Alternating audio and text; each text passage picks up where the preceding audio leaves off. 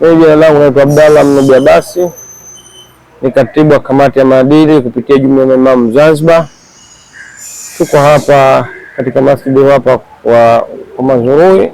Lengo na madhumuni ya mafunzo haya ni kuwapa uwezo makhatibu wetu na maimamu wetu katika swala zima la kuelimisha jamii kupitia membari za misikiti, yani kupitia khutba za Ijumaa na hata katika membari za kawaida.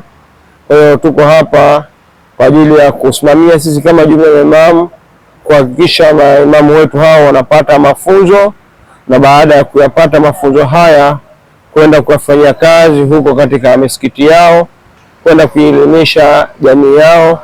Na sisi jumuiya ya maimamu Zanzibar tuko tayari kutoa mashirikiano kwa taasisi zote zile zikiwa za serikali na zile ambazo kwa si za kiserikali, kwenye lengo na mazumuni ya kuunganisha Waislamu pamoja na kuunganisha Wazanzibari wote kwa jumla. Sasa sisi tuko kuja kuyasimamia haya mafunzo ili kuhakikisha maimamu wetu wanapata mafunzo na pia kuwanasihi na kuwataka kwenda kuwafanya kazi katika misikiti yao ambayo wanaitumia.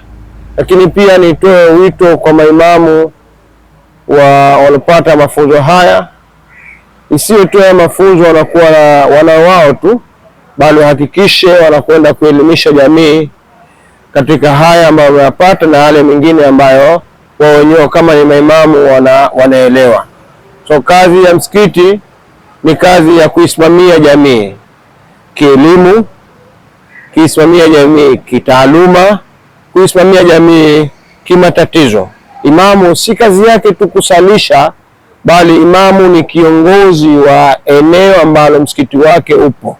Kwa anapaswa kujua matatizo ya watu wake, wafuasi wake, matatizo wa watu ambao wanaishi katika nyumba ambazo zipo katika msikiti wake. Na pia hili niombe maimamu, tusibakie tu misikitini kwa ajili ya kuswali, bali baada ya kuswali tutoke kupitia majumba ambayo yamezunguka msikiti wetu kujua matatizo, na baadaye kuyaleta msikitini kuyajadili na kuweza kuyatatua. So kila kitu kiletwe makomako.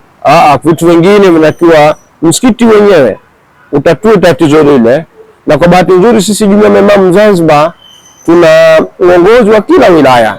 Kwa msikiti umeshindwa, basi unaona uongozi wako wa wilaya ili kuweza kulitatua. Kwa mafunzo haya ni kumpa uwezo imamu kujua wajibu wake ni nini, lengo lake na kazi zake ni nini. Kwa tuombe tumaimamu wasimamie wajibu wao pamoja na kazi zao.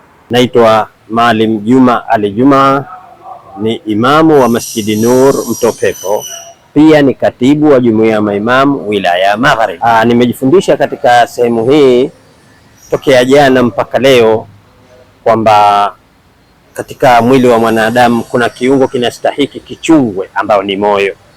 Nao moyo unabadilika na moyo unataka kuwekewa vitu ambavyo unaweza kutulia na kusimama katika msimamo. Tukafahamishwa kwamba moyo umejigawanya katika sehemu tatu. Kuna moyo ulioghafilika, na kuna moyo ulio salama, na kuna moyo uliokuwa umekufa. Tukatakiwa kwamba nyoyo zetu ziwe ni miongoni mwa zile zilizo salama. Alhamdulillah, mafunzo haya yamenifundisha vyema. Haidhuru nilikuwa na taaluma hiyo, lakini nimepata kuzidisha zaidi kwa sababu nimepata na reference.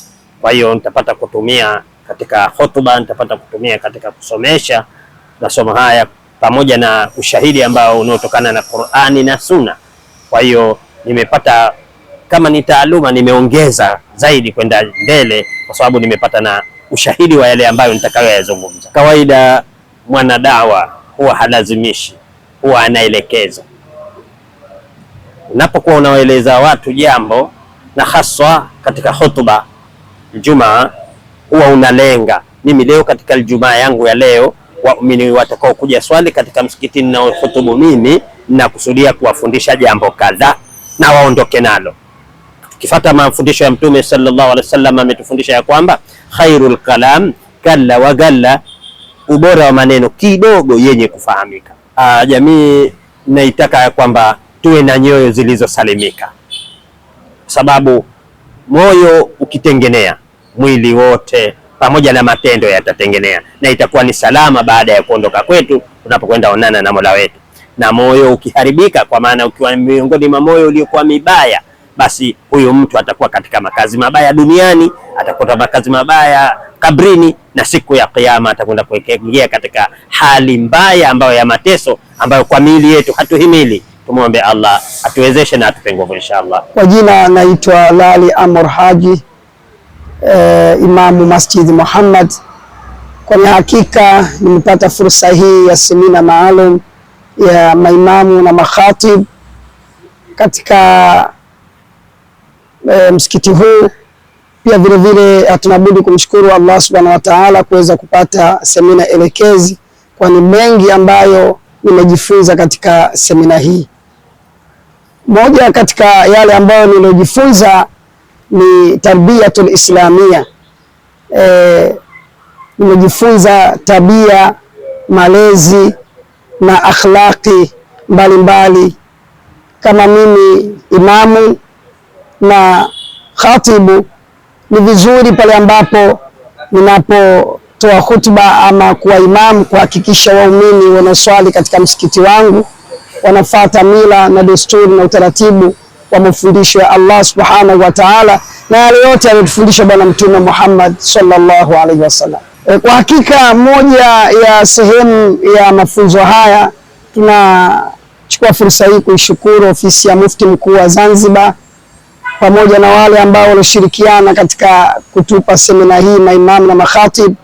Nitatumia fursa hii kuhakikisha na waunganisha waumini Waislamu kwa ujumla kushikamana na mafundisho ya Mtume Muhammad sallallahu alaihi wasallam pamoja na kitabu chake Allah mtukufu Qur'ani, kwani ndio bila na mwongozo uliokuwa sahihi.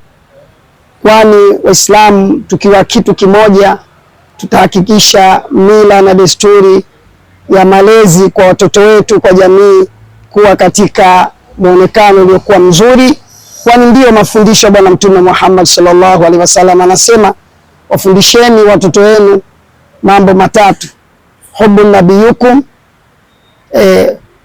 hubbu nabiyukum, kumpenda Mtume Muhammad sallallahu alaihi wasallam, kuipenda familia yake Bwana Mtume na kujifunza yale yote waliyofanya familia ya Bwana Mtume Muhammad sallallahu alaihi wasallam, vipi waliishi, vipi walivaa, vipi walikula vyakula vilivyokuwa vya halali kabisa, na tuwafunze watoto wetu Qur'an. Qur'ani ndio dira na mfumo wa maisha yetu. Katika yale ambayo moja nitakalolipa kipaumbele kabisa, sala la malezi, hususan kuwalea watoto wetu, kwani hawa ndio watakaokuwa viongozi wetu wa baadaye. Watoto watakapoleleka katika mila na utaratibu wa mafundisho ya Mwenyezi Mungu na Mtume Muhammad sallallahu alaihi wasallam, ndio tutapata viongozi ambao watakuja kuendeleza yale ambayo yaliyoachwa na mashekhe waliopita, kwani kumwandaa kijana ndio atakayekuwa shekhe wa baadaye. Kwani hakika Bwana Mtume Muhammad sallallahu alaihi wasallam alisema, khairukum man ta'allama alquran wa 'allamahu, mbora wenu ndiye ambaye mwenye kujifundisha kisha naye akaja akawafundisha wengine. Kwani hakika kizazi kilichokuwa kimelelewa katika utamaduni aliotufundisha Mwenyezi Mungu na Mtume Muhammad sallallahu alaihi wasallam ndio kizazi bora.